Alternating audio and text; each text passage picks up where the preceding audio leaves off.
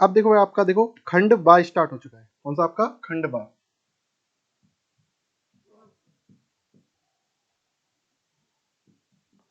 देखो इसके अंदर आपके पहले कौन से क्वेश्चन है?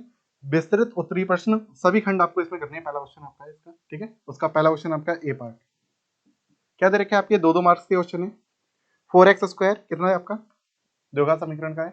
4x² माइनस का 6x प्लस का 5 इक्वल टू 0। इसको आपको क्या निकालना है? विविधकर याद कीजिए और फिर इसके मूलों की प्रकृति भी आपको ज्ञात बतानी है, ठीक है। डी बराबर आपका क्या फॉर्मूला होता है? आपका b² माइनस का 4ac होता है। थोड़ा प्रॉपर वे में आप लोगों ने करा होगा। ए का मान 4 है और बी का मान -6 है और सी का मान कितना है आपका? 5 है। तो बी का मान कितना है हमारे पास? -6 है। -6 का वर्ग माइनस का 4। ए का मान कितना है हमारे पास? 4 है। सी का मान हमारे पास कितना है? 5 है। तो 36 माइनस का 5 को 20 और 20 का 4 में गुणा किया तो कितना होगा आपका? 80। समझ में आया? देखो 4 को 16, 16 पंजे कितने होते हैं? 80। अब इसमें से माइनस किया तो कितना कितना है आपका? देखो 10 में से 6 गया 4 और 7 में से 3 गया तो हमारे कितना? 4 माइनस के 44। तो डी का मान कितना है? माइनस का। तो मूल की प्रकृति क्या होगी आपकी? लिखोगे मूल की प्रकृति क्या होगी? वास्तविक नहीं होगी। क्या लिखोगे? वास्तविक नहीं होगी प्रकृति। क्या लिखोगे? वास्तविक नहीं है। या फिर लिख सकते हो मूल की प्रकृति क्या है? वास्तविक नहीं है, मतलब कह सकते हो काल्पनिक है, बल्कि वास्तविक ही नहीं आपके में लिखा होगा, ठीक है। अब आपका है बी पार्ट। ये रचना से आपका आ गया था। क्या लिखा है? 3 सेंटीमीटर त्रिज्या का एक रेखाखंड खींचिए जिसके केंद्र से 7 सेंटीमीटर की दूरी स्थित एक बिंदु से वृत्त पर स्पर्श रेखा युग्म खींचना है। रचना के पद संक्षेप में लिखिए, ठीक है। रचना का पद आप लोग लिखना। क्या देखिएगा, जो सबसे पहले आप लोगों ने क्या किया होगा? 3 सेंटीमीटर का एक आपने क्या बनाया होगा? वृत्त बनाया होगा, ठीक है। 3 सेंटीमीटर का आपने एक वृत्त बनाया होगा। केंद्र से 7 सेंटीमीटर दूर आपने लिया होगा। यहाँ से 7 सेंटीमीटर दूर आपने यहाँ पर एक पॉइंट लिया होगा, ठीक है। अब इससे हमें क्या करना है? इसके ऊपर स्पर्श रेखा खींचनी है। क्या कॉन्सेप्ट था? आपको पहले भी हमने आपको बताया है कि जो ये भुजा है आपकी, जो सबसे बड़ी वाली आपकी साइड है, इसका क्या करते हैं? हम लंबार्धक करते हैं। क्या करते हैं इसका? हम लंबार्धक। यहाँ से इसे कट किया और यहाँ से इसे क्या किया? एक कट किया।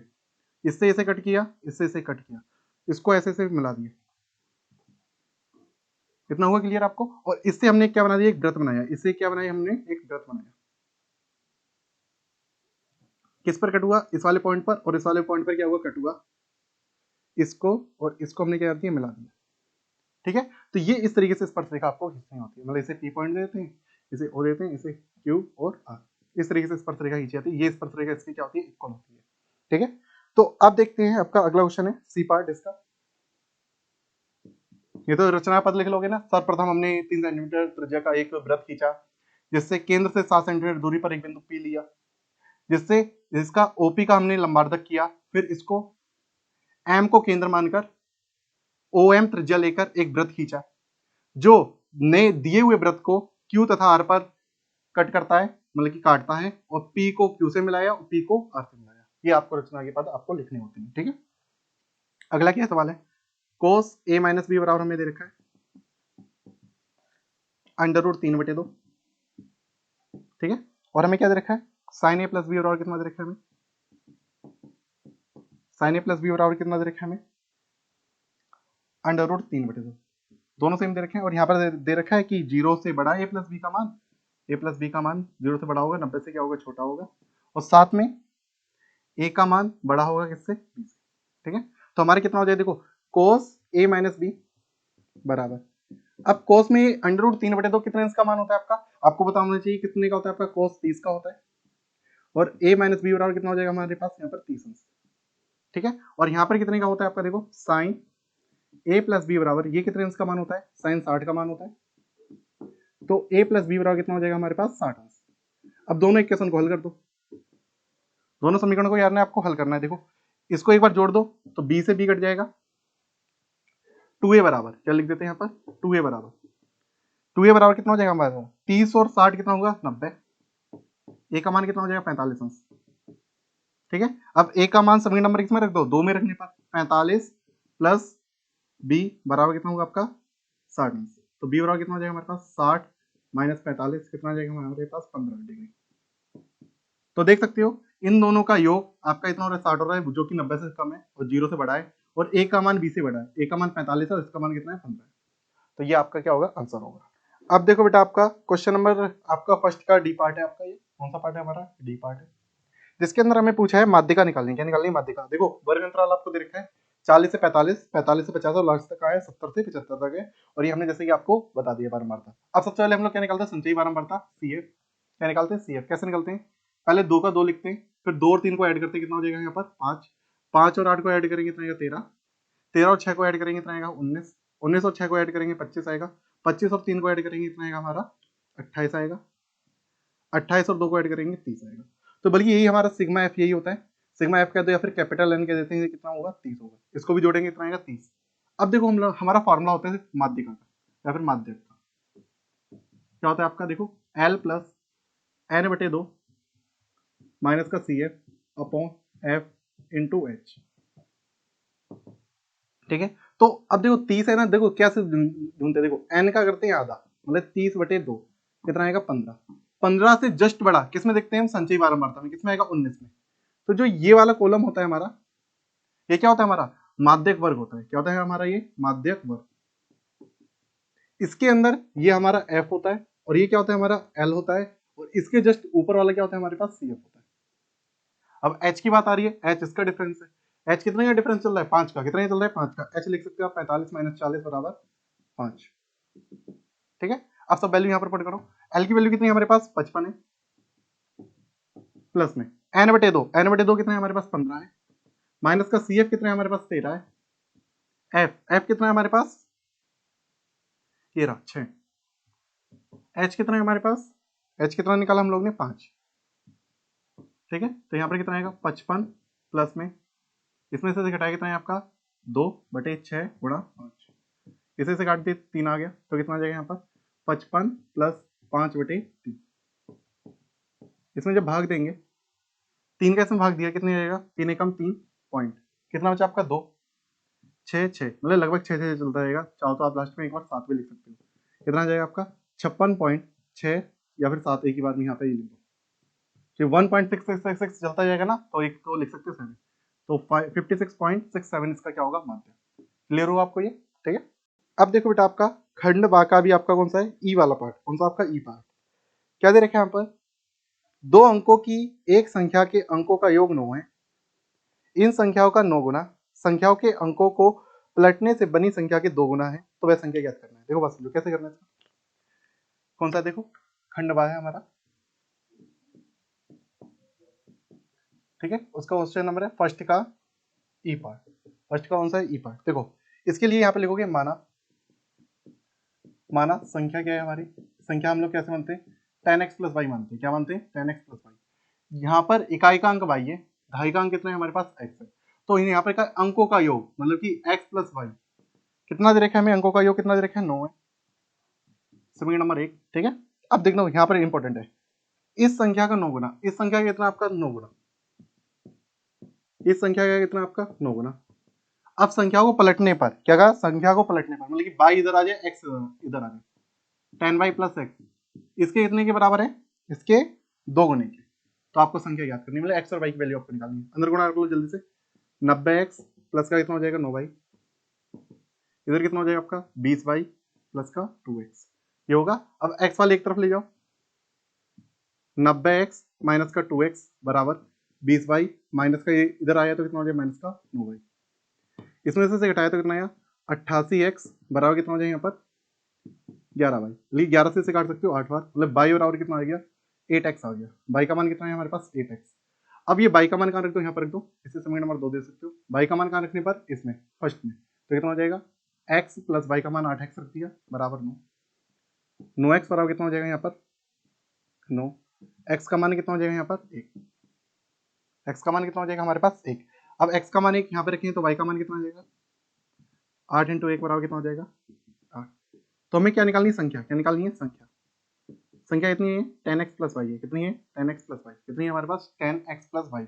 x की वैल्यू कितनी है 1 है, 10 इंटू 1 प्लस में 8 कितना हो जाएगा 10 प्लस 8 बराबर 18।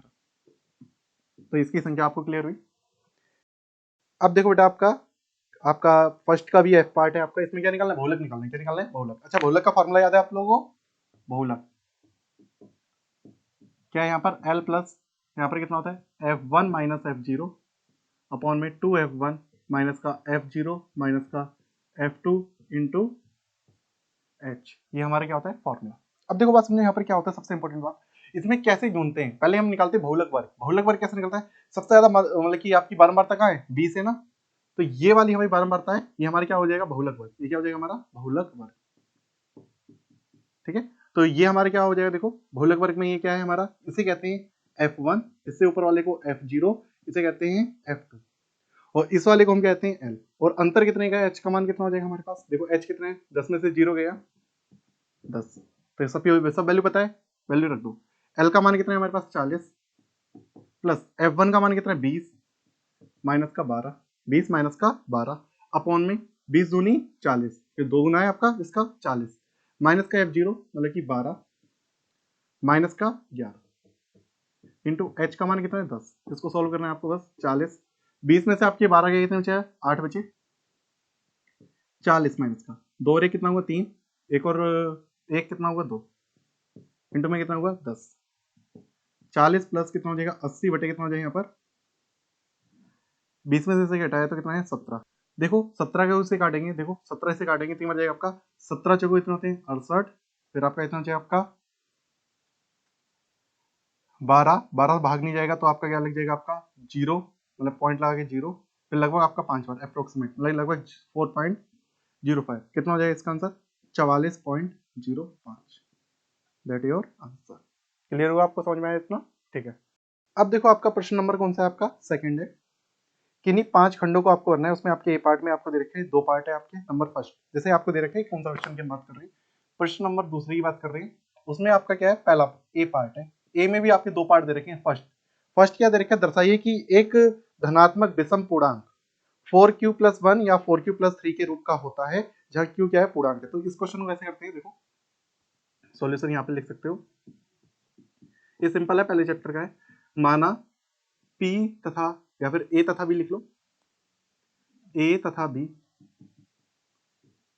B कोई धन पूर्णांक है, कोई भी धन पूर्णांक है,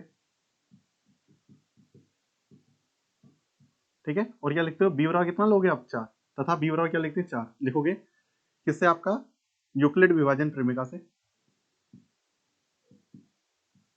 यूक्लिड विभाजन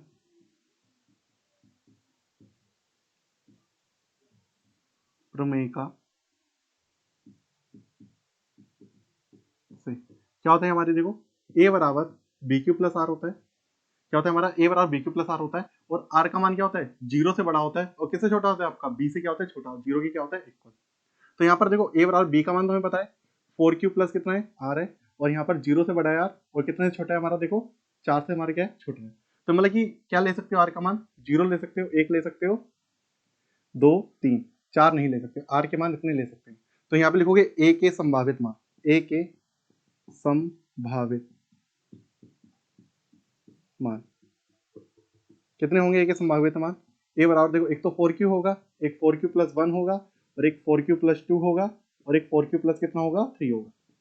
आ रहा है कुछ समझ में, देखो इस तरीके से प्रोसेस में आपको लिखना है। जैसे A बराबर आपका क्या है 4q है, अब क्या लिखोगे इसे 2 × 2q लिख सकते हो, ये लिखोगे यहाँ पर आगे लिखो भाई, यह 2 से विभाज्य है, 2 से विभाज्य, इसलिए यह सम संख्या है, सम संख्या है, ये क्या है हमारी सम संख्या है। अब A बराबर क्या लिखोगे 4q+1, यहाँ पे लिखो इसे फैक्टर को ले नहीं सकते, लिखोगे यह 2 से विभाज्य नहीं है, विभाज्य नहीं है, इसलिए यह विषम संख्या है। कौन सी संख्या है, विषम संख्या है। कितना हुआ, इसी प्रकार A बराबर क्या लिखोगे 4q+2 लिखोगे, इसमें क्या लिखोगे 2 कॉमन ले लोगे 2q+1, यहाँ लिखोगे यह 2 से विभाज्य है, इसलिए क्या है समय, लिख लेना आप इसको, ठीक है। अब बात समझो, अब अगला क्या लिखोगे A बराबर 4q+3, यहाँ पे देखो इसको फैक्टर नहीं कर सकते, लिखो यह 2 से विभाज्य नहीं है, ठीक है, इसको आप लिख लेना, इसलिए ये क्या है विषम है, इसलिए क्या है यह विषम है। बस आपको ये लिखना है, बस समझ में आया, देखो ये ऊपर लाइनें लिखने हैं दोनों में, समझ में आ रहा है आपको। बस आपको अब क्या लिखना है, ये वाला और ये वाला क्या हो गया विषम हो गया सर। तो अब क्या लिखोगे, देखो जो क्वेश्चन में लिखा है दर्शाइए कि एक धनात्मक विषम पूर्णांक, तो यहाँ पर दर्शाइए की जगह आप क्या लिख दोगे, अतः एक धनात्मक विषम पूर्णांक 4q+1 या 4q+3 के रूप का होता है जहां q कोई एक पूर्णांक है। बस ये आपको यहाँ पर लिखना था। तो ये इसका ए पार्ट था, ये 2 नंबर का था। इसी प्रकार आपको जो सेकंड पार्ट है, क्या हमारा जो सेकंड पार्ट है वो भी हमारा कितने का है, आपका 2 नंबर का। इसमें क्या निकालना है आपको, यूक्लिड विभाजन एल्गोरिथम का प्रयोग करते हुए इसका आपको क्या निकालना है, आपको मासा निकालना है, मतलब कि मासा पर आपको निकालना है 867 और 255 का। तो इसमें क्या आपको सीधा सीधा बना लेना था, कौन बड़ा है आपका, 255 को इधर लिख लेना, 867 को आप इधर लिख लेते। कितनी बार जाएगा आपका, देखो 2 का 8 बार आ रहा है, लगभग आप 3 बार अप्रोक्सीमेट करके देखो। 3 पंजे कितना होता है 15, हंस लगे 3 पंजे 15 और कितना हुआ 16, 3 दूनी 6 और कितना हुआ 7। देख लेना कैलकुलेशन एक बार, ठीक है। अब क्या होगा, इसमें घटाएंगे तो 7 में से 5 गए 2 और 6 में 6 गए 0 और 1। अब इसमें कितने डिवाइड करना है, 2 5 5, जो यहाँ लिखा होता है वो यहाँ पर आ जाता है। अब कितनी बार जाएगा आपका, 2 बार, 2 दूनी 4 0 2, कितना आएगा यहाँ पर 1 और 5। अब 51 है, अब किसमें भाग दोगे आप, 102 में। कितनी बार जाएगा, 2 बार, 102। ये कट गया आपका, तो यहाँ पे लिखोगे एचसीएफ, क्या लिखोगे एचसीएफ, माथा पाया आप लिख सकते हो। किस किस का आपका 867,255 का कितना आएगा 51, कितना आएगा 51। एक तो ये होता है। अब इसको आपको प्रॉपर वे में आपको लिखना होता है, पता है आपको किस तरीके से, 867 वो तो आपको हिंदी में आप इसको लिख लेना, बल्कि आप इतना भी कर सकते हो, कोई दिक्कत नहीं है, ठीक है। आप हिंदी भी आप लिख सकते हो इसकी, ठीक। अब देखो बेटा, इसका प्रश्न नंबर 2 है, उसका बी पार्ट, इसका क्या है बेटा, आपका बी पार्ट, प्रश्न नंबर 2 का बी पार्ट, ठीक है। क्या दे रखा है, पहले इस सवाल को पहले समझते हैं, क्या दे रखा है हमें। एक सीधा राजमार्ग एक मीनार के पास तक जाता है। मीनार के शिखर पर खड़ा एक आदमी एक कार को 30 डिग्री के अवनमन कोण पर देखता है, जो कि मीनार के पाद की ओर एक समान चाल से आता है, मतलब से जाती है। 6 सेकंड बाद कार का अवनमन कोण 60 डिग्री हो गया है। इस बिंदु से मीनार के पाद तक पहुंचने में कार द्वारा लिया गया समय ज्ञात कीजिए। तो ये बहुत ही फेमस सवाल होता है। 30 और 60 का रेशियो होता है और यहाँ पे 6 सेकंड होते हैं, तो सीधा सीधा इसका आंसर होता है 3 सेकंड। आपका मुजवानी में भी हमने आपको बच्चों को तैयार करवा रखा है। तो देखो कैसे करना होता है, देखो इसका आंसर तो 3 सेकंड है, देखो करना कैसे है, बस इस चीज को और समझना है आपको। देखो इसको ध्यान से देखो, सीधी सी बात है कि मीनार है, ऊपर कोई यहाँ पर व्यक्ति खड़ा है, उसको देख रहा है कार को, ये कार आ रही है। कार का पहले कोण कितने का था, 30 का, अब अनुमान कोण की बात हो रही है, मतलब ऊपर से बात करी जा रही है 30 की, ठीक है। तो अब क्या हुआ, जब वो कार को थोड़ी देर बाद हुआ, 6 सेकंड बाद, वो एक स्पीड में आ रही थी, तो उसका कोण कितना हो गया, 60 डिग्री हो गया। कितना हो गया हमारा, 60 डिग्री हो गया। मतलब कि यहाँ पर उसे आने में 6 सेकंड लगे। ये दूरी नहीं है, ये समय है। बच्चे यहाँ पर दूरी समझ के इसको गड़बड़ कर देते हैं, मतलब कि यहाँ पर आ गया, ठीक है। तो अब क्या पूछा है इसमें, मतलब कि यहाँ से लेके यहाँ तक जाने में कितना उसको समय लगेगा। देखो यहाँ से यहाँ तक आने में उसे 6 सेकंड लगे। अब जो ये कार यहाँ पर पहुंची है, अब ये कार यहाँ पर पहुंचने में, मतलब कि मीनार के पाद बिंदु तक पहुंचने में उसे कितना समय लगेगा। तो ये कोण कितना है हमारे पास, 60 डिग्री है, ठीक है। तो ये जहां तक आता है 3 सेकंड आता है। अभी देखते हैं इसको कैसे करा जाता है, ठीक है। सबसे पहले इसको नाम देते हैं सब लोग, इसका नाम देते हैं ए बी सी डी, ठीक है। तो सबसे पहले हम लोग क्या कर लेते हैं, इसको एक्स लेट कर लेते हैं, जिसको निकालना है। और ये दूरी है बेटा भाई, ठीक है। और ऊंचाई को आप लेट कर सकते हो आप एच, ठीक है। सब कुछ तो, और तो ऊंचाई क्या दे रखी है सवाल में, नहीं दे रखी है, ठीक है।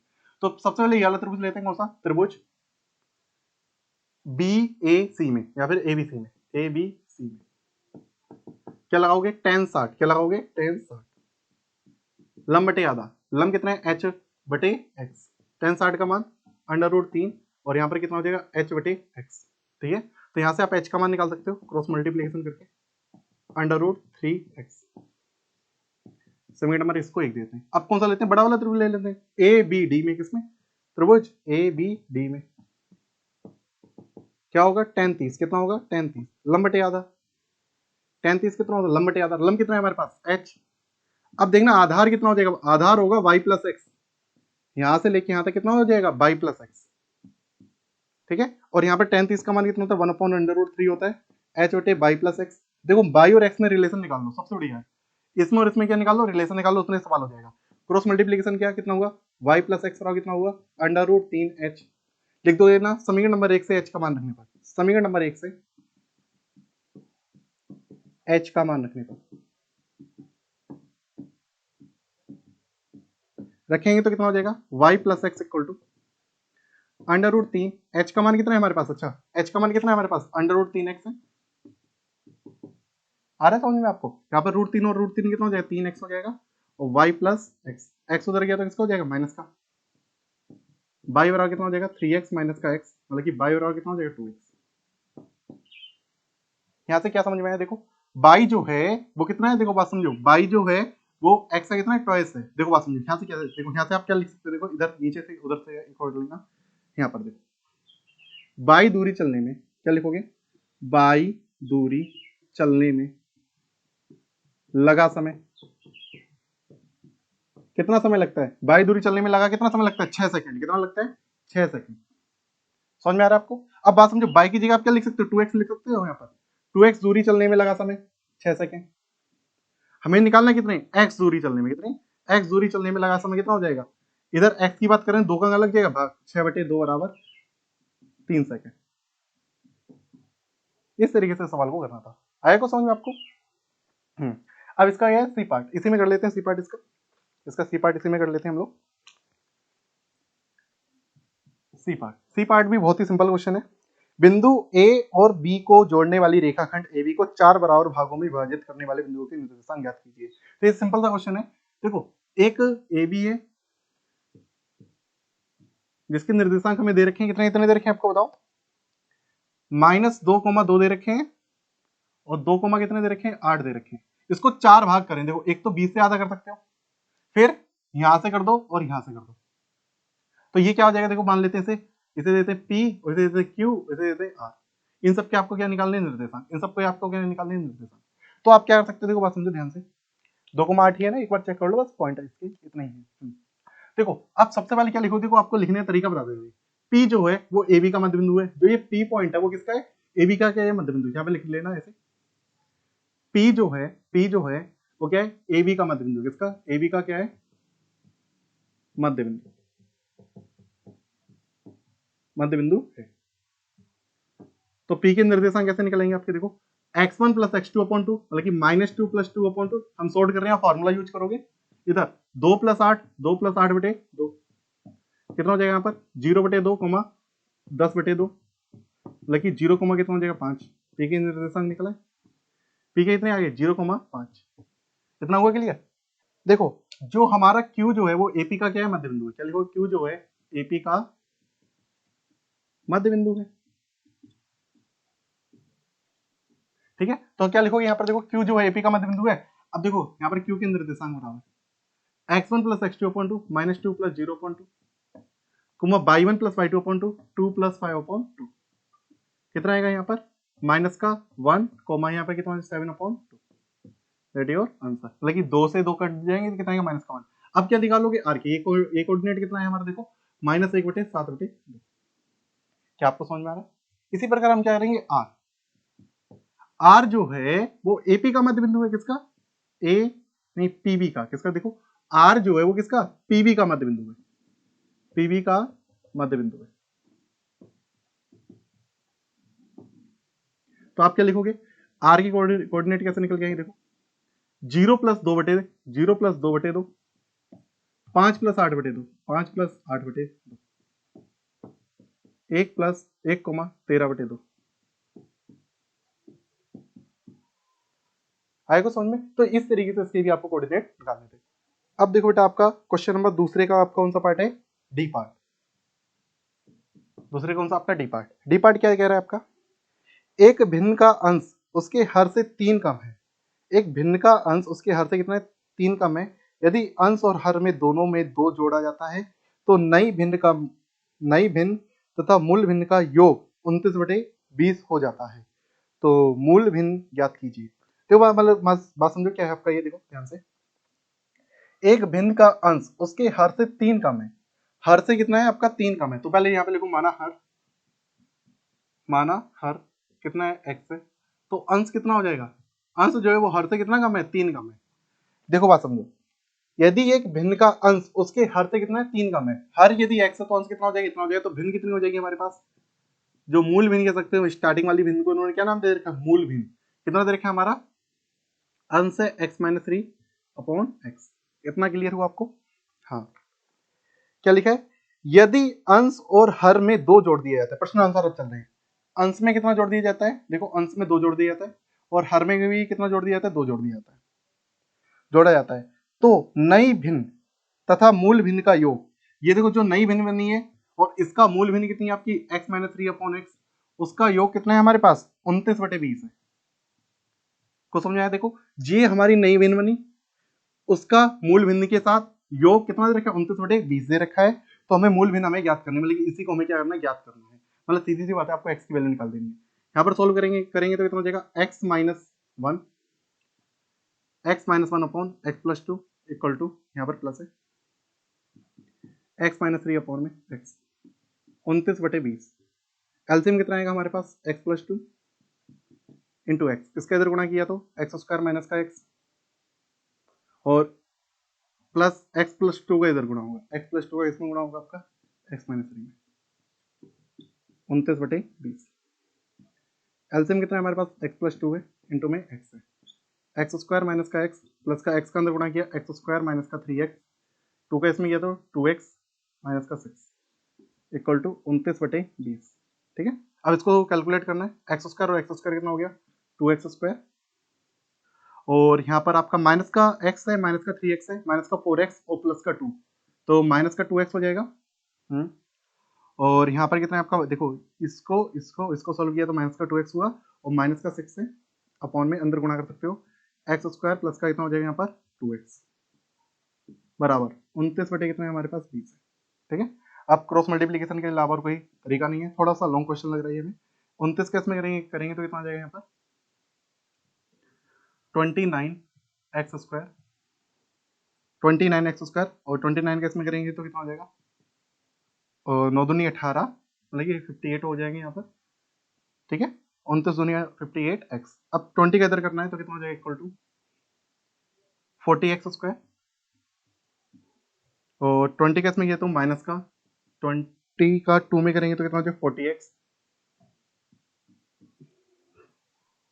20 केस में करा तो कितना होगा 120। ये चीज आपका क्लियर हुआ आपको इतना, 6 दूनी 12 सही है। अब देखो एक्स स्क्वायर वाले एक तरफ ले जाओ, इसको भी इधर ले जाओ। ठीक है, तो कितना हो जाएगा आपका, देखो 40x स्क्वायर माइनस का 29x स्क्वायर माइनस का 40x, ये किधर इधर हुआ तो माइनस का 58x माइनस का 120 इक्वल टू 0। अब कितना हो जाएगा यहाँ पर, देखो 40 में से इसे हटा दिया तो 11x स्क्वायर हुआ, 11 हुआ आपका, हाँ माइनस माइनस ये ऐड हो जाएंगे 8 और 98x हो जाएंगे, माइनस का 120 इक्वल टू 0। अब इसके यार ने आपको फैक्टर करने हैं, 11 का 120 में गुणा करो, उसके ऐसे फैक्टर करो कि आपके माइनस करने पर कितना आ जाए, आपके 98 आ जाए। अब आपका देखो ये क्या है, द्विघात समीकरण बन गया। अब क्या करते हो आप, 11 का 120 में गुणा करते हो, उसके फैक्टर करेंगे। देखो 11, चलो उसके गुणा नहीं करते, 120 के आप सीधे सीधे फैक्टर करो। 11 को आप यहाँ लिख लेना, 2 से काटे कितना आएगा 60, 2 से काटेंगे कितना आएगा 30 आएगा, 2 से काटेंगे कितना आएगा आपके पास 15, 3, 5, 5, 1। ठीक है, तो देखो 5 दूनी कितने हुए 10, 10 का यार में किया तो 110, सही है। तो 4, 4 दिए 12, माइनस का 12, आपके इसे घटाने पर कितना आएगा 98 आ रहे हैं, बिल्कुल सही है। तो मतलब क्या लिखोगे 11x स्क्वायर माइनस का 110x प्लस का 12x हो जाएगा, माइनस का 120 बराबर 0। इसमें से कॉमन कितना है हमारे पास, 11x कॉमन है, x माइनस 10 प्लस में 12 कॉमन है, x माइनस 10 इक्वल टू 0। तो यहाँ पर कितना हो जाएगा आपका, x माइनस 10 कॉमन आया, 11x प्लस का 12 इक्वल टू 0। तो x माइनस 10 इक्वल टू 0 और 11x प्लस का 12 इक्वल टू 0। तो 11x इक्वल टू कितना आ जाएगा हमारे पास माइनस का 12, x का मान आएगा माइनस का 12/11। एक x का मान ये है और x का मान यहाँ से कितना है 10। आप ओनली बस ये वैल्यू ले सकते हैं x इक्वल टू 10, और 10 यहाँ रखेंगे तो भिन्न कितनी हो जाएगी हमारे पास, मूल भिन्न कितनी हो जाएगी हमारे पास, मूल भिन्न कितनी हो जाएगी, x माइनस 3 अपॉन कितना है हमारे पास x है, तो कितना हो जाएगा 10 माइनस 3 अपॉन में 10, 7/10, दैट योर आंसर।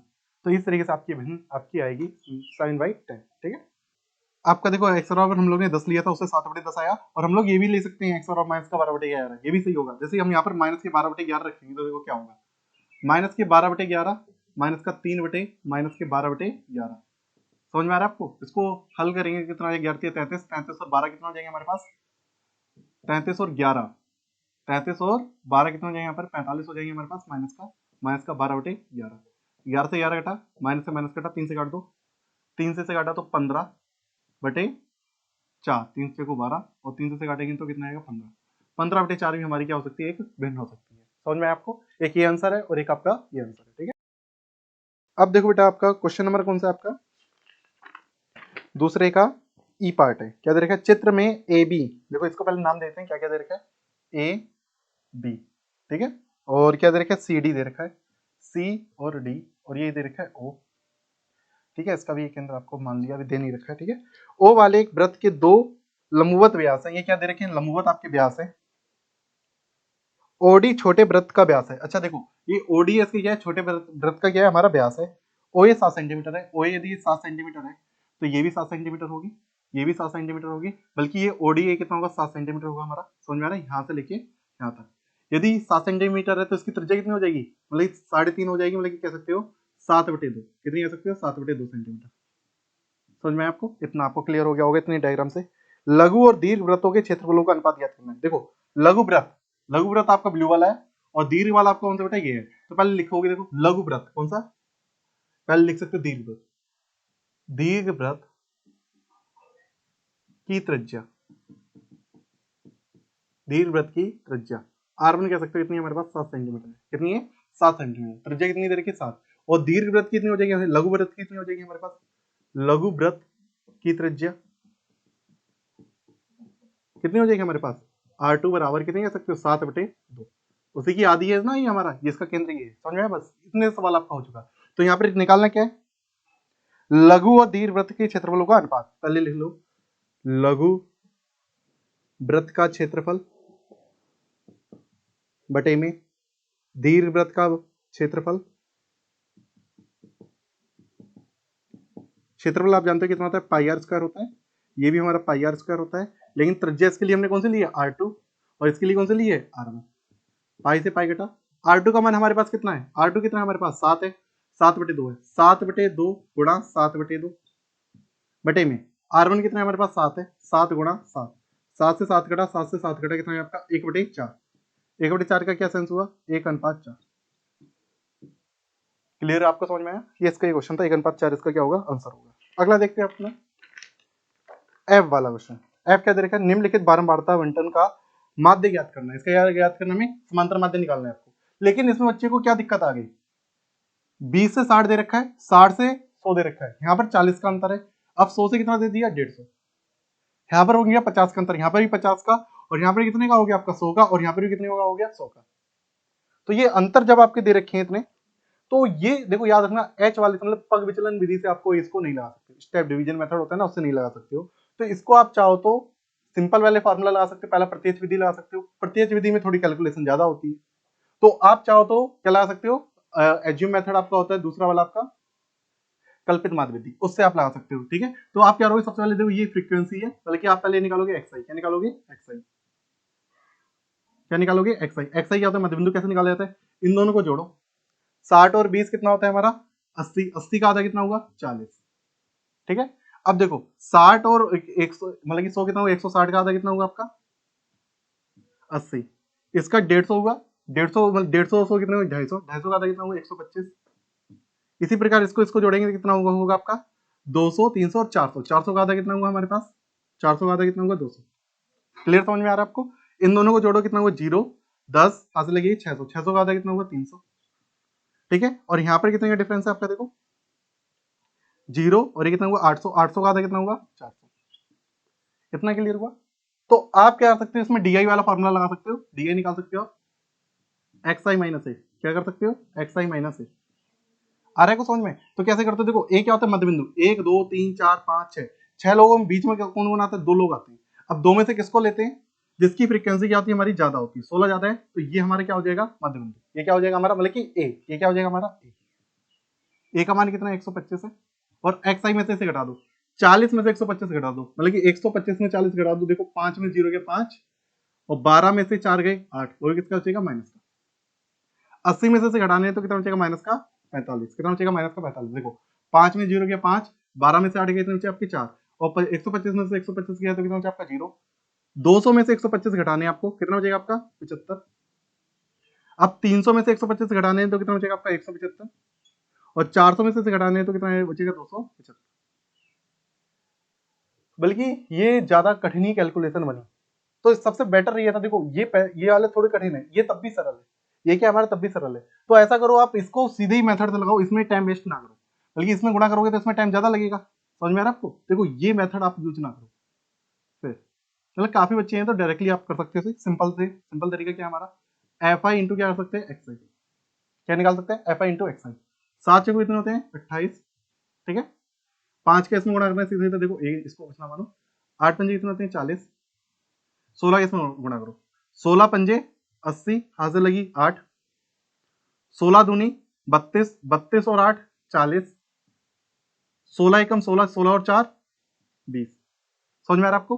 12 दूनी 24, 3 दूनी 6 और 4 का इसमें ये 4 थी 12, क्या निकल के आएगा sigma F I into X I. क्या निकालना है sigma F I into X I, इनको जोड़ो 0 8, देखो अब इसको जोड़ना है 6 4 10, 10 और 2 12, 12 और 4 16, 16 और 2 18, कितना बचा आपका 1, 2 और 2 4 और 1 5, 5 और 1 6।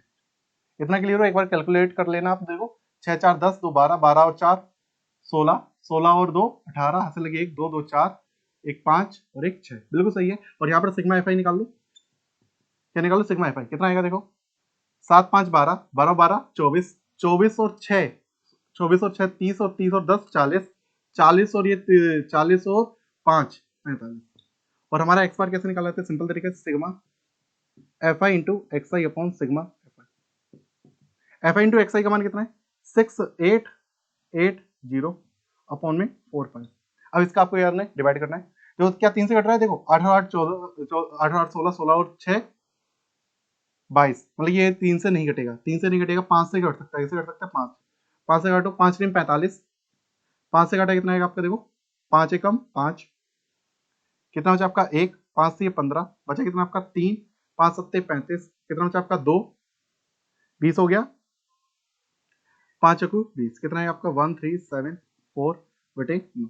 अब 9 का इसमें भाग दे दो, 9 का इसमें क्या दे दो भाग, कितना आएगा आपका, देखो 9 एकम 9, 9 दूनी 18, 9 एकम 9 एक ही बार जाएगा आपका, कितना बचा आपका 4, 4 बचा 47 बचा, 9 पंजे 45, कितना बचा आपका 2 24, 9 दूनी 18, कितना बचा आपका 6, पॉइंट लगा दो, 6 के बाद कितना है आपका 60, मतलब कि 9 6 54, मतलब कि आपका आंसर आ रहा है 152.6 अप्रोक्सीमेट। एक बार कैलकुलेट कर लेना आप लोग सही तरीके से, तो आपका इतना आंसर आएगा 152.6, दैट इज और आपका क्या हुआ आंसर,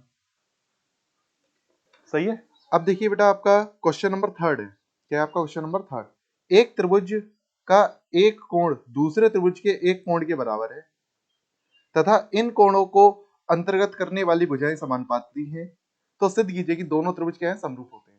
देखो बेटा हम लोग इतनी थ्योरम में अपने लोग ने चैप्टर नंबर 6 में हम लोग ने तैयार करी थी त्रिभुज वाले में, उसमें से कौन सी थ्योरम आई है आपकी SAS, मतलब कि साइड एंगल साइड, ये वाली आपकी आई है, जो क्वेश्चन नंबर आपका 3 है साइड एंगल साइड वाले आप पे आ गया।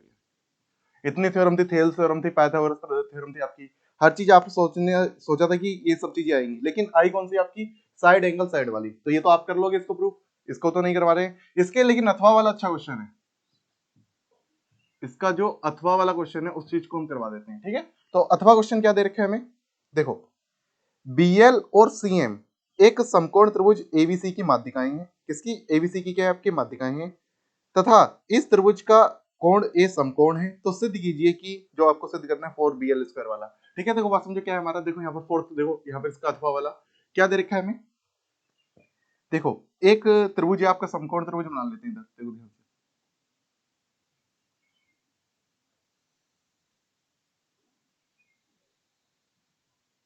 जिसका ये कोण क्या है समकोण है, इसे B दे देते हैं, इसे क्या दे देते हैं C, ठीक है। इतना क्लियर हो रहा है आपको।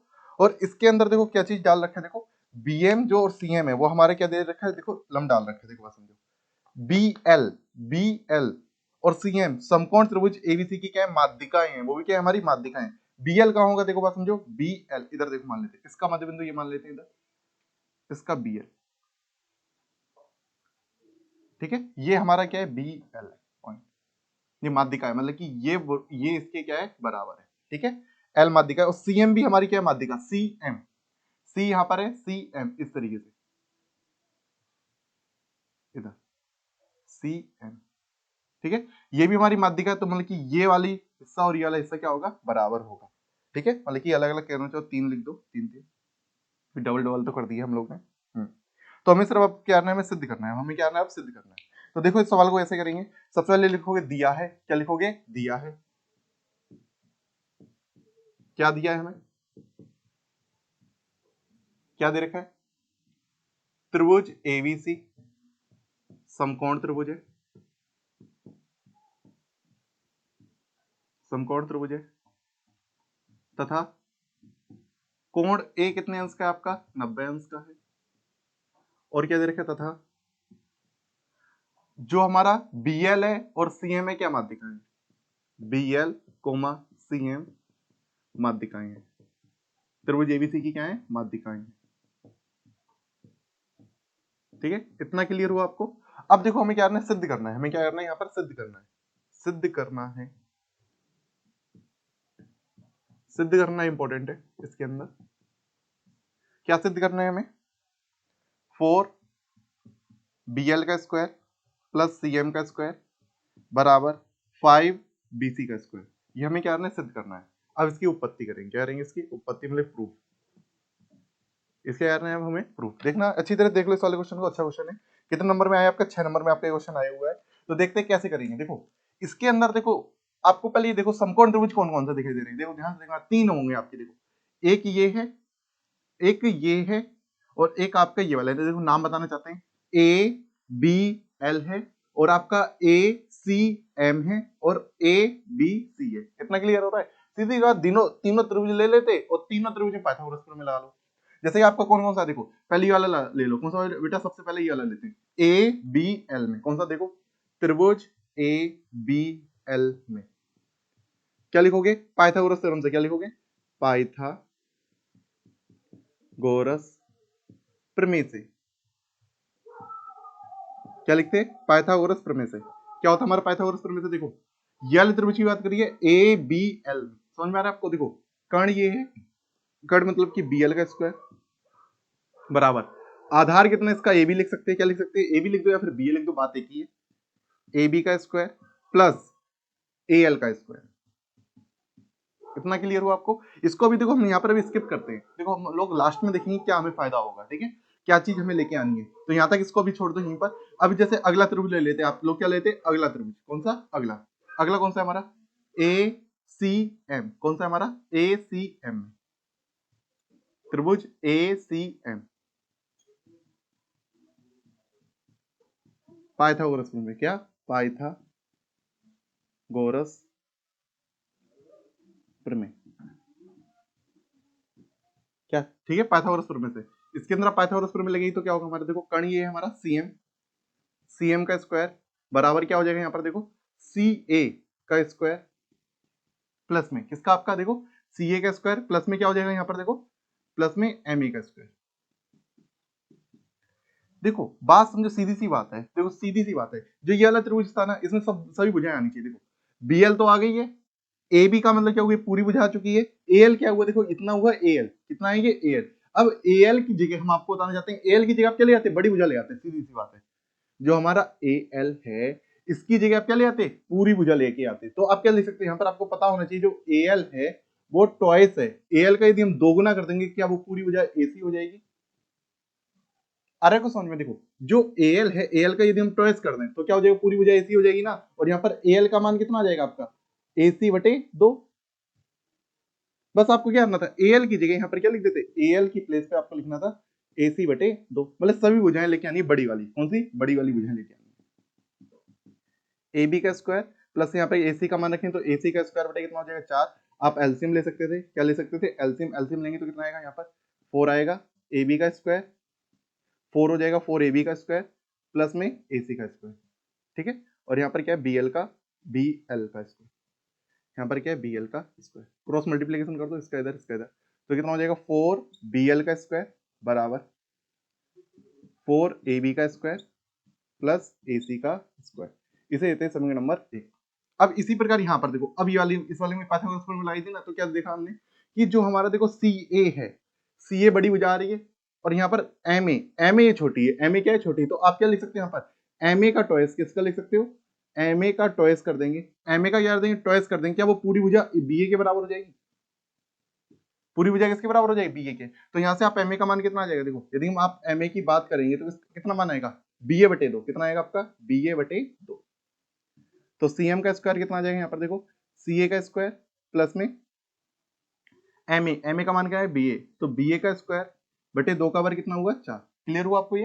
ठीक है। तो अब क्या हो जाएगा यहाँ पर? देखो ये एलसीएम यहाँ पर भी ले लोगे, 4 यहाँ पर आ जाएगा और 4 का इधर आ जाएगा मल्टीप्लाई। एक ही बार में लिख देते हैं 4cm का स्क्वायर बराबर कितना हो जाएगा आपका? 4ca का स्क्वायर प्लस में ba का स्क्वायर। Equation number second. बस ये आपको करना था। देखो ये दो इक्वेशन आ गई हैं। अब दोनों इक्वेशन में आपको देखो बात समझो, 4bl का स्क्वायर देखो आपको यहाँ पर भी आ रहा है और 4cm का स्क्वायर यहाँ पर भी आ रहा है। तो दोनों इक्वेशन को क्या करना था? आपको जोड़ना था। बस क्या लिखोगे? समीकरण नंबर 1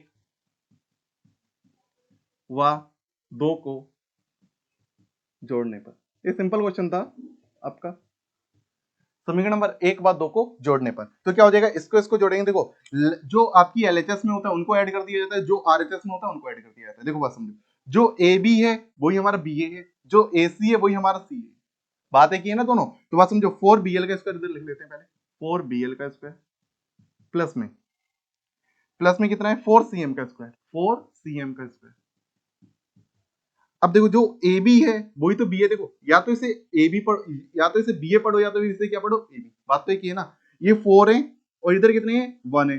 4 और 1 5, ये 4 और 1 कितने हो जाएंगे? 5। 5 ए बी का स्क्वायर। क्लियर हुआ आपको? और इधर ए सी है, इधर आपके 4 है, तो क्या लिख सकते हैं इसे? 5 ए सी का स्क्वायर। इसमें से क्या कॉमन है आपका? 4 कॉमन है। बी एल का स्क्वायर प्लस 4 तो आपका कॉमन आ गया, सी एम का स्क्वायर बराबर, यहां पर आपका 5 कॉमन लिया, ए बी का स्क्वायर प्लस ए सी का स्क्वायर। देखो ए बी का स्क्वायर और ए सी का स्क्वायर। अब देखो बड़े वाले त्रिभुज की बात कर लो, इसकी बात कर लो, यहां पर आप ऐसे करके लिख लो, क्योंकि त्रिभुज कौन सा? देखो ए बी सी में पाइथागोरस प्रमेय लगा सकते हो। क्या लिखोगे? पाइथागोरस प्रमेय से। पाइथागोरस प्रमेय से। पाइथागोरस प्रमेय लगी तो क्या हो जाएगा हमारा? बीसी का स्क्वायर बराबर ए बी का स्क्वायर और ए सी का स्क्वायर। ए बी का स्क्वायर प्लस ए सी का स्क्वायर। इसको समीकरण नंबर 3 दे देते, या लिखोगे यह मान समीकरण नंबर 3 में रखने पर। देखो ए बी स्क्वायर और ए सी स्क्वायर की जगह पे क्या लिख सकते हो आप? बीसी स्क्वायर लिख सकते हो। यहाँ पे लिख दोगे तो कितना आ जाएगा आपका? 4bl का स्क्वायर प्लस cm का स्क्वायर इक्वल टू 5bc का स्क्वायर। देखो हमको यही प्रूफ करना था। देखो ये प्रूफ करना था, इस तरीके से ये क्वेश्चन आपको करना था। हेंस आपको आया क्लियर समझ में? तो अगला क्वेश्चन आप देखिए। अब देखो बेटा आपका क्वेश्चन नंबर 4 है। ये बहुत ही सिंपल क्वेश्चन आपको दे रखा है। 4/√x प्लस में 3/√y इक्वल टू कितना दे रखा है हमें? 3। ये समीकरण नंबर 1 है। ठीक है। इसको 2-3 मेथड होते थे, हमने आपको बताए थे। जैसे 8/√x है और कितना दे रखा है? माइनस का 9/√y बराबर 1 है। ठीक है। ये क्वेश्चन हमारा दे रखा है इसमें। तो ये सबसे सिंपल क्वेश्चन आपको दे रखा था। इसको आप चाहो तो u और b करके भी आप मान सकते हो। जैसे कि 1/√x को u मान लो, 1/√y को क्या मान लो? आप b मान लो। उससे आपका लोन हो सकता है। इन्होंने ये तो कहा नहीं किस मेथड से करना है, मेथड तो इन्होंने कहा नहीं इसको मान के करना है या नहीं। आप डायरेक्टली करा करो। क्या करो? डायरेक्टली आप इसमें कर लो। देखो जैसे कि आपने विलोपन विधि पढ़ी होगी। 4 है और यहाँ पर कितने? 8 है। तो सेम बनाने के लिए आप क्या कर सकते हो? या तो माइनस वाला सेम बना लो। यहाँ पर 9 है और यहाँ पर 3 है, तो ऐसा करो इसमें 3 का मल्टीप्लाई कर लो। कितने का मल्टीप्लाई कर लो? 3 का। जब इसमें 3 का मल्टीप्लाई करेंगे तो कितना हो जाएगा? 3 4 जा 12 √x अपॉन में √x है प्लस में 3 3 जा 9 अपॉन √y इक्वल टू कितना हो गया? 3 3 9। इससे देते समीकरण नंबर 3। अब 2 और 3 को देखो। किसको देखो? 2 और 3 को। और 2 और 3 को यार दो जोड़ने पर लिख दोगे, इनको यारने पर जोड़ने पर लिख देना। समीकरण नंबर 2 व 3 को जोड़ने पर ऐसे लिख देना थोड़ा सा। 2 व 3 को जोड़ने पर क्या अब ये और ये कट जाएगा? सेम एलसीएम है तो ऊपर ऐड हो जाएंगे, तो 20/√x हो जाएगा इक्वल टू 9 और 1 कितने हो जाएंगे? 10 हो जाएंगे। ठीक है। और आप चाहो तो एक जीरो से जीरो आपकी कट गई, तो 2 बटे ये इतना होगा, क्रॉस मल्टीप्लीकेशन कर लेना। √x केस में करेंगे तो √x आएगा 2 बन जाएगा, कितना आएगा 2 आएगा। तो x का मान कितना आएगा, दोनों पक्षों में स्क्वायर मतलब वर्ग करने पर, तो कितना हो जाएगा x बराबर, मतलब कि इधर भी स्क्वायर कर दो इधर भी क्या कर दो स्क्वायर, 2 का वर्ग 4 और स्क्वायर से आपका रूट कट जाता है, x का मान कितना है, अच्छा था यहाँ पर सिंपल। अब x का मान किसमें रख दो, पहले में रख दो, किसमें रख दो, पहले में लिखते हैं x का मान समीकरण नंबर 1 में रखने पर। कभी कभार सिंपल क्वेश्चन भी दे रखे होते हैं 6 नंबर में, ठीक है। तो अब देखते हैं x का मान इसमें रखेंगे 4, इसमें रखेंगे तो कितना आ जाएगा 4 अपॉन रूट x है, x के प्लेस पे कितना रखना है 4 रखना है, कितना रखना है 4 प्लस में 3 बटे रूट y बराबर 3। अब देखो रूट 4 का मान कितना होता है 2, 4 बटे आप 2 लिख दो इधर जल्दी से, 3 बटे रूट y बराबर 3, इसे काटा 2 आया, ये 2 प्लस के उधर जाएंगे तो किसके हो जाएंगे माइनस के, 3 बटे रूट y इक्वल टू कितना हो जाएगा यहाँ पर 3 माइनस 2, 3 में से 2 गया है तो कितना बचा 1, 3 बटे root y cross multiplication root y बराबर कितना आएगा 3, दोनों बच्चों में फिर वर्ग कर दो, इधर भी वर्ग इधर भी वर्ग, तो y का मान कितना आ जाएगा हमारे पास 3 का वर्ग 9। इस तरीके से आपके आंसर होगा x और y का। और आपको इसको चेक करने के लिए आप लोग क्या करते हैं, x और y का मान इसमें रखिए चेक कर लो, जैसे अंदाजा लगाओ, यहाँ पर रखा तो 8 बटे कितना होगा 2 होगा, माइनस का 9 बटे कितना होगा, रूट y का मान कितना है आपका, मतलब 3 हो जाएगा बराबर 1 आना चाहिए, 4 3, 4 में से 3 गया कितना बचा आपका 1। इसे चेक भी कर सकते थे कि हमारा आंसर बिल्कुल सही है। अब देखो बेटा आपका क्वेश्चन नंबर 4 का अथवा, अथवा वाला भी आपका सिंपल ही क्वेश्चन है, ये भी काफी लोगों ने इसको भी किया होगा अटेम्प्ट, फोर्थ का अथवा।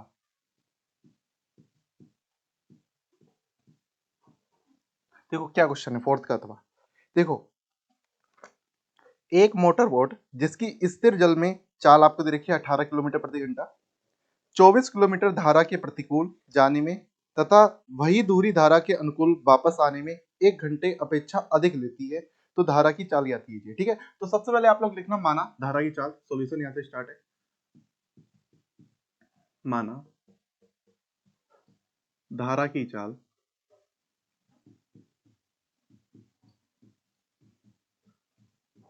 धारा की चाल कितनी देखिए मान लिया हम लोग की कितनी है x किलोमीटर पर आवर, ठीक है। तो उसके बाद आप क्या लिखोगे, और आपको देखिए स्थिर जल में मतलब मोटर बोट की चाल आपको दे रखी है, मोटर बोट की चाल कितनी है हमारे पास, कितनी दे रखी है हमें 18 kilometre per hour, 18 kilometre per hour. देखो बात समझ, इसका एक बार इसका क्वेश्चन का मतलब आप समझिए क्या क्वेश्चन है आपका। देखो जैसे कि एक हमें दे रखा है, यहाँ से देखो देखो यहाँ से लेके यहाँ तक की आपको बीच की दूरी कितनी दे रखी है 24 किलोमीटर, कितनी दे रखी है 24 किलोमीटर, इसकी इसके बीच की दूरी कितनी है हमारी 24 किलोमीटर ही दे रखी है, कितनी दे रखी है 24 किलोमीटर, ठीक है। अब देखो बात समझो, सपोज कर लेते हैं, देखो इसको समझा करो, बहुत ही सिंपल क्वेश्चन होता है, समझाने के लिए ऐसा बता रहे हैं। इधर जैसे ये चल रही है, मान लेते धारा इस दिशा में जा रही है, ठीक है, तो धारा इस दिशा में जा रही है तो उसकी मोटर बोट, अब इसकी चाल कितनी हो जाएगी, देखो धारा के अनुकूल क्या लिखोगे, धारा के अनुकूल, अनुकूल चाल निकालो, अनुकूल क्या निकाल लो चाल, ठीक है। देखो मोटर बोट और धारा एक ही दिशा में जा रहे हैं तो चाल ऐड हो जाएगी ना, देखो मोटर बोट, देखो धारा की चाल x है और मोटर बोट की चाल कितनी है हमारे पास 18 है, तो उसी की दिशा में जब जाएंगे तो जुड़ जाएगी ना, तो कितनी हो जाती है यहाँ पर x plus 18 kilometre per hour, ये इसका कॉन्सेप्ट है, ठीक है। और बात समझो इधर ही, इधर देखो धारा के प्रतिकूल, यहाँ पे लिख सकते हो धारा के प्रतिकूल, किसके, धारा के प्रतिकूल चाल कितनी हो जाएगी, देखो बात समझो, लेकिन अब देखो x माइनस 18 नहीं कर देना कोई, x देखो जो होगी धारा की चाल वो हमेशा कम होगी, तो कितनी होगी इसकी 18 माइनस x, समझ में आया, मतलब कि वापस आ रहे हैं, देखो यहाँ से इसकी चाल, देखो इसकी चाल है 18 और इधर 18 किलोमीटर पर आवर है, और जो धारा इधर जा रही है तो आपस में दोनों में क्या हो जाएगा माइनस हो जाएगा, समझ में आया। तो आपको होता है चाल बराबर दूरी बटे समय होता है, देखो फॉर्मूला क्या होता है, चाल बराबर दूरी बटे समय होता है, समय निकाल लो, क्या निकाल लो आप, इसका समय निकाल लो, क्या निकाल लो समय, और दूरी तो हमें फिक्स दे रखी है, दूरी दोनों में आप कितनी आ रही है, दोनों में दूरी कितनी आ रही है 24 किलोमीटर, कितनी आ रही है 24 किलोमीटर, ऐसे आपको पेपर में करना था। तो अब क्या कर सकते हो, यहाँ से आप समय निकाल सकते हो, क्या निकाल सकते हो समय, समय का क्या फॉर्मूला बना सकते हो आप लोग, समय, समय इधर आया, चाल कहाँ जाएगी बीच बटे में, दूरी बटे चाल, ये समझ में आया, इस फॉर्मूले का आपको यूज करना है। तो यहाँ पर समय निकाल लेते हैं, यहाँ का इसका ये निकाल लेते समय। इस पे समय कितने लगे, धारा के अनुकूल जब जा रहे हैं, क्या जा रहे हैं, अनुकूल। दूरी कितनी गई है, 24, दूरी कहाँ गई है, 24। चाल इसकी कितनी है, देखो x प्लस 18, कितनी है, x प्लस 18। अब इधर आते हैं, इधर समय की बात करते हैं। इधर समय कितना लगेगा आपका, देखो यहाँ पर देखो सबसे पहले दूरी उतनी तय करी है 24 किलोमीटर, और चाल इसकी इतनी हो जाएगी 18 माइनस एक्स। ठीक है, तो अब देखो, अब यहाँ पर आपको पढ़ना है, यहाँ पर आपको पढ़ना है कि किसको कितना समय लग रहा है। देखो यहाँ पर आप सवाल समझो, देखो हम लोग ने दोनों का समय निकाल लिया। अब प्रश्नानुसार लिखोगे, क्या लिखोगे यहाँ पर, प्रश्नानुसार क्या लिखोगे, प्रश्नानुसार। क्या है सवाल हमारा, देखो 24 किलोमीटर धारा की प्रतिकूल जाने में तथा वही दूरी अनुकूल वापस आने में की अपेक्षा में 1 घंटा क्या लेता है, अधिक लेती है। देखो बात समझो, दोनों का समय लिखते हैं, 24 बटे एक्स प्लस 18। देखो ये क्या है, देखो अनुकूल जा रहा है, इसको क्या लगेगा, देखो अनुकूल जाने में कम समय लगेगा, और इसे क्या लगेगा, ज्यादा समय लगेगा। देखो बात समझो, इधर देखो, दोनों तरफ लिखो, 24 बटे कितना लिखो, 18 माइनस एक्स। अब देखो बात समझो, तुम देखो ऐसे भी हिसाब लगा सकते हो, किसमें कम समय लगेगा। देखो ये जो है, ये जो भिन्न है बटे में ज्यादा है, कहाँ ज्यादा है आपका, बटे में ज्यादा है, इधर ये बटे में कम है, तो ये क्या हुआ हमारा, ये बड़ी संख्या हुई, और ये क्या हुई, हमारी छोटी संख्या हुई। ऐसे भी आप समझ सकते हो, देखो इससे भी हिसाब लग जाता है, ये छोटी संख्या हुई, ये क्या हुई, बड़ी संख्या, किधर एक जोड़ा जाएगा, इधर एक जोड़ा जाएगा, ऐसा आप समझ सकते हो। देखो ये आपकी बड़ी चीज है, देखो बड़ी संख्या है, इसको देखो क्या लगेगा, जो छोटी संख्या है, क्या हमारी छोटी संख्या, उसी में तो एक जोड़ोगे। कई बच्चे इसमें एक जोड़ देते हैं, इसलिए सवाल गलत हो जाता है। तो इसको सबसे पहले उधर लेके आओ, इसको बस सोल्व करना है। 1 बराबर 24 बटे 18 माइनस एक्स, और यहाँ पर माइनस का 24 बटे कितना हो जाएगा आपका, एक्स प्लस 18, या फिर 18 प्लस एक्स लिख दो इसको भी, 18 प्लस एक्स। ऊपर से 24 को मने, क्या को मने, 24 को मने, तो 1 बटे कितना हो जाएगा यहाँ पर, देखो 18 माइनस एक्स, और माइनस का 1 बटे 18 प्लस एक्स। ठीक है, तो अब क्या कर सकते हो, देखो 1 24 एलसीएम ले लो, क्या ले लो आप, एलसीएम। 18 माइनस एक्स और 18 प्लस एक्स, इसका इधर गुणा होगा 18 प्लस एक्स माइनस का 18 प्लस का एक्स, तो आपका 18 से 18 कट गया, 18 से 18 कटा, तो यहाँ पर इसको आगे सोल्व करते हैं इधर। देखो अब क्या हो जाएगा, देखो 1 बराबर चल रहा है आपका 24, और यहाँ पर ऊपर कितना हुआ, x और x 2x हो गया यहाँ पर, अपॉन में यहाँ पर आपका देखो a माइनस बी और a प्लस बी, मतलब 18 का वर्ग कितना होता है, 324, माइनस का x का वर्ग कितना होता है, 24, x का वर्ग होता है x स्क्वायर। कितना हुआ, क्लियर। अब देखो इसका इधर गुणा हो जाए, क्रॉस मल्टीप्लीकेशन कर लो, क्रॉस मल्टीप्लीकेशन कर लो, तो कितना हो जाएगा यहाँ पर, 24 दूनी 48x, कितना हो जाएगा 48x, इसका इधर करेंगे तो कितना हो जाएगा 324x, 324 माइनस का x स्क्वायर। देखो इसका इधर और इसका इधर किया होगा, समझ में आपको। यहाँ पर 24 दूनी 48x, और इसका एक में गुणा होगा 324 माइनस का एक्स स्क्वायर। इन दोनों को उठा के इधर ले आओ, तो कितना हो जाएगा, एक्स स्क्वायर इधर आएगा प्लस का 48x, और यहाँ पर कितना है हमारा, माइनस का 324। 324 के ऐसे फैक्टर करो जो कितना आ जाए, 48 आ जाए, कितना आ जाए 48, 324 के आपको फैक्टर करने हैं। यहाँ पर ऐसे कर सकते हो, 18 है, ऐसे हिसाब लगा लो, 18 गुणा 18 था, 18 कितने होते हैं, 2 गुणा 3 होते हैं, इसके 2 गुणा 3 होते हैं, मतलब कि इसके फैक्टर हो गए हमारे 324 के, जल्दी करने होते हैं। तो अब हिसाब लगाते हैं, यहाँ पर 48 आने चाहिए, कितने आने चाहिए, 48। तो यहाँ पर 18 हो गया, 18 तिया 54, 54 में से कितने हटा दो, 6, 54 में से 6 गए 48, हाँ सही है, फैक्टर हो गए। एक्स स्क्वायर प्लस का 54x माइनस का कितना होगा हमारा, 6x माइनस का 324 बराबर 0। यहाँ पर x को माने x प्लस 54 आएगा, यहाँ पर 6 को माने x प्लस यहाँ पर भी कितना आएगा, 54 आएगा, इक्वल टू 0। तो x प्लस 54 एक ब्रैकेट में आएगा, और x माइनस 6 एक ब्रैकेट में आएगा। तो यहाँ सर आपका यहाँ पर x माइनस एक्स प्लस 54 बराबर 0 आएगा, तो x का मान आएगा आपका माइनस का 54, और यहाँ पर आपका आएगा x माइनस 6 इक्वल टू 0, तो x बराबर कितना आएगा आपका, प्लस का 6। तो आंसर कौन सा लिएगा, प्लस का। तो यहाँ पे लिखोगे, अतः धारा की चाल कितनी है हमारे पास, x थी हमारी। अब देखो बेटा आपका क्वेश्चन नंबर 5, लास्ट क्वेश्चन आपका रह गया है। इसमें क्या दे रखा है, देखो धातु की चादर से बना और ऊपर से खुला एक बर्तन शंकु के एक छिन्नक के आकार का है, जिसकी ऊंचाई आपको दे रखी है 24 सेंटीमीटर है। निचले और ऊपरी सिरे की त्रिज्या आपको 8 सेंटीमीटर और 20 सेंटीमीटर दे रखी है। और क्या दे रखा है, 40 रुपए प्रति लीटर की दर से इस बर्तन को पूरा भर सकने वाले दूध का मूल्य ज्ञात कीजिए। ये भी सिंपल आपका क्वेश्चन था, कर लिया होगा आपने इसको, बस कैलकुलेशन हो सकती है इसके अंदर आपके। क्या दे रखा है हमें, देखो एक धातु से बनी एक चादर है जिसकी हमको ऊंचाई दे रखी है। देखो ऊंचाई क्या होती है, देखो यही होती है हमारी ऊंचाई। इस तरीके से छिन्नक है, छिन्नक आपका बाल्टी जैसे आकार का होता है। तो इसकी ऊंचाई कितनी दे रखी है हमें, 24 सेंटीमीटर है। और हमें क्या दे रखा है, देखो इसकी 8 सेंटीमीटर इसकी त्रिज्या दे रखी है, और 20, देखो 8 ये दे रखी है निचली सिरे की, 8 सेंटीमीटर है। और ऊपरी सिरे की त्रिज्या कितनी दे रखी है हमें, 20 सेंटीमीटर। मतलब कह सकते हो ये R1 है, और ये क्या है हमारी R2 है, और ये क्या है हमारी H है। तो सबसे पहले ये चीज लिख लिया करो, मतलब कि आपको दे रखा है माना, यहाँ पर लिख सकते हो क्या है, बर्तन है आपका, यहाँ पर लिख सकते हो छिन्नक, लिख सकते हो, या फिर छिन्नक की ऊंचाई H बराबर 24 सेंटीमीटर। ठीक है, छिन्नक की क्या लिख सकते हो, निचली त्रिज्या, निचली त्रिज्या क्या दे रखा है R1, कितनी है हमारे पास 8 सेंटीमीटर है। और ऊपरी सिरे की त्रिज्या, ऊपरी त्रिज्या, ऊपरी सिरे की त्रिज्या, ऊपरी त्रिज्या R2 बराबर कितनी दे रखी है हमें, 20 सेंटीमीटर। ये आप पहले लिख देना, ठीक है, ऐसे आप लिख सकते हो छिन्नक की। ठीक है, तो ये चीज तो हमें दे रखी है, और कुछ नहीं दे रखा है। देखो दूध, देखो इसके अंदर बर्तन में सीधी बात है, दूध भरा जा सकता है, कितना भरा जा सकता है, मतलब आयतन के बराबर।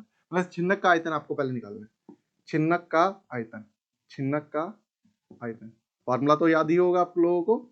छिन्नक का आयतन क्या होता है आपका, देखो 1/3 पाई ब्रैकेट में R1 का स्क्वायर, R2 का स्क्वायर, और प्लस में R1 इंटू R2 इंटू में H।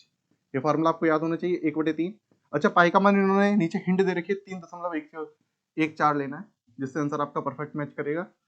R1 का मान, R1 का मान कितना है, 8, 8 का वर्ग और 20 का वर्ग। ठीक है, और प्लस में R1 इंटू R2, R1 का मान कितना है, 8 इंटू 20 इंटू H का मान कितना है, 24।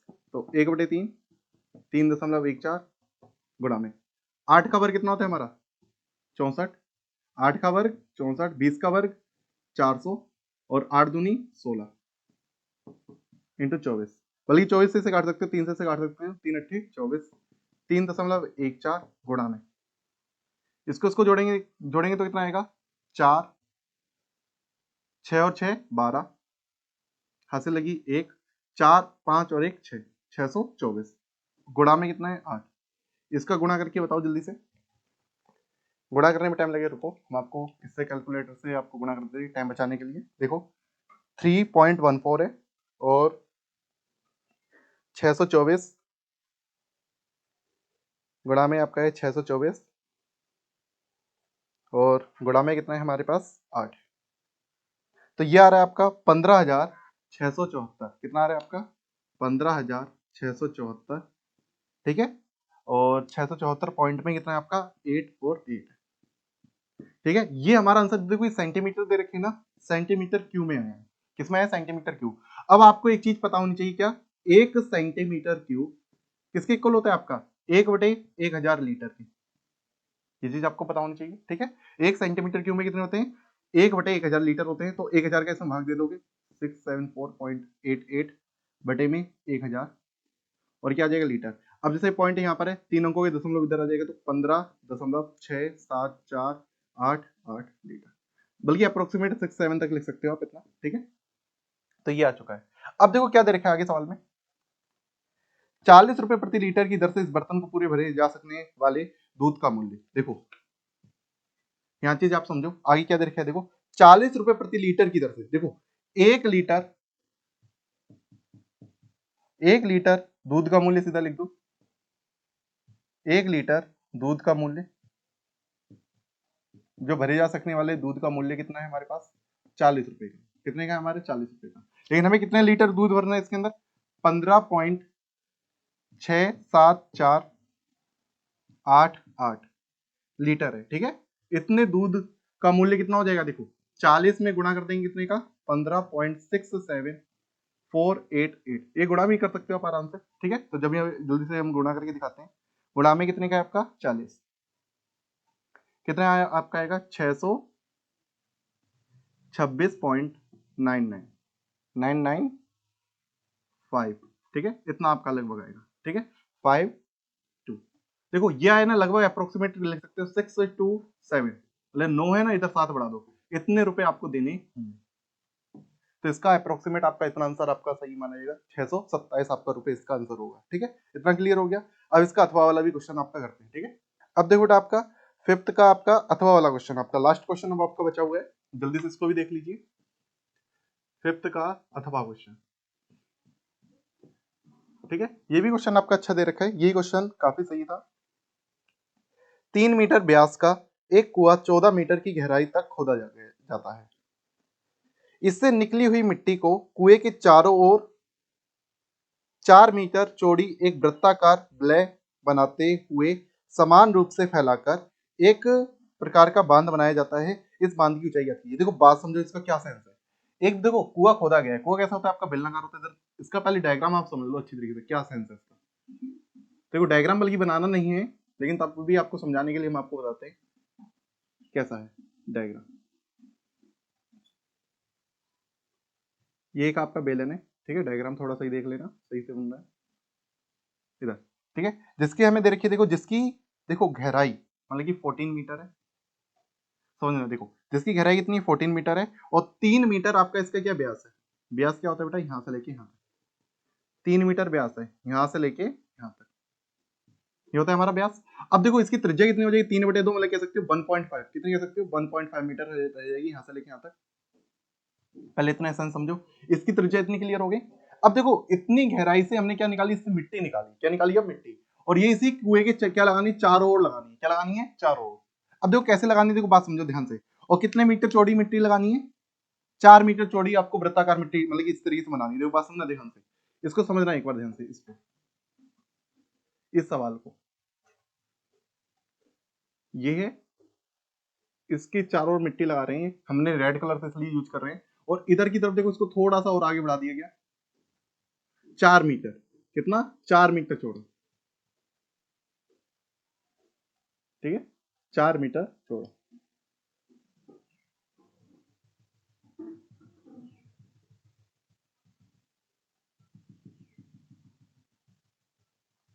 ठीक है, इस तरीके से आपका इसके ऊपर बनेगा, या फिर आप नीचे भी ऐसे बना सकते हो, ऐसे इस तरीके से इसके ऊपर आपके तरफ लगाया जाता है, थोड़ा समझना ध्यान से। देखो इस तरीके से इसके ऊपर देखो किनारे किनारे है ना, समझ में आ रहा है, ये इस कुएं के किनारे किनारे ये लगाई गई है मिट्टी। तो इस सवाल में इसकी क्या पूछी है, इस बांध की ऊंचाई ज्ञात करनी है। इस बांध की हमें क्या निकालनी है, ऊंचाई आपको ज्ञात करनी है। सवाल में इसकी क्या निकालनी है, ऊंचाई, ये वाली हाइट आपको निकालनी है। सवाल को समझ में आ रहा है आपको, ये वाली हमें क्या निकालनी है, हाइट आपको निकालनी है। अब देखो इसके अंदर होता है क्या है, ये खोखले बेलन हो गया है, क्या हो गया, खोखला बेलन, उसका आयतन आपको करना है। देखो यही तो आयतन होगा। अब देखो बात समझो, इसके लिए त्रिज्या चाहिए।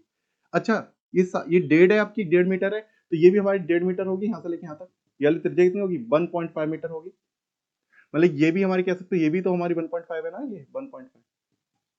अब देखो ये 4 है, तो यहां से लेके यहां तक कितनी हो गई, यहां से लेके यहां तक कितनी हो गई, 4 और एक कितनी हो गई, 5.5 मीटर हो गई। तो ध्यान से समझना, 5.5 मीटर कहां से लेके कहां तक हो गई, यहां से लेके यहां तक, बाहरी त्रिज्या। अब इतना काम पहले आपको लिखना है। देखो सबसे पहले आप लिखोगे कुएं, किसके लिखोगे, क्या क्या दे रखा है हमें, कुएं। यहां पे देखोगे कुएं, कुआं की गहराई, गहराई, गहराई का यही हमारी ऊंचाई होती है h बराबर, इसको हमने नाम दे दिया, इसको हमने क्या दे दिया, h1 दे देते हैं। क्या देते हैं इसे, h1 कितनी है, 14 मीटर है, कितनी हमारी 14 मीटर है। इसका व्यास दे रखा है, कुआं का व्यास, कुआं का व्यास लिख सकते हो, ये आपको लिखना होता है हिंदी थोड़ी बहुत। व्यास कितना दे रखा है, 3 मीटर है, कितना है, 3 मीटर है। त्रिज्या कितनी हो जाएगी, कुएं की त्रिज्या कितनी हो जाएगी, त्रिज्या, इसको r1 दे देते हैं। क्या देते हैं इसे, r1। r1 कितनी हो जाएगी हमारी, 3/2, आधी होती है ना व्यास की, तो 1.5 मीटर। इतना क्लियर हुआ आपको। अब देखो आपको करना है, आप इसके ऊपर एक बांध बनाया गया है, क्या बनाया गया आपको, एक वृत्ताकार क्या बनाया, वलय बनाया गया है, वृत्ताकार वलय लिख देते हैं, वृत्ताकार वलय, वलय की ऊंचाई हमें ज्ञात करनी है। माना वृत्ताकार वलय की ऊंचाई कितनी मानी लोग ने, h, कितनी मानी हम लोग ने, h। और इसकी देखो आंतरिक त्रिज्या क्या लिख सकते हो, वृत्ताकार वलय की आंतरिक त्रिज्या, आंतरिक त्रिज्या, आंतरिक त्रिज्या r1 है, जो हमारी कितनी है, 1.5 मीटर है। देखो बेटा आंतरिक त्रिज्या कितनी आपकी 1.5 मीटर है, और आपकी बाहर वाली त्रिज्या देख सकते हो, बाहरी त्रिज्या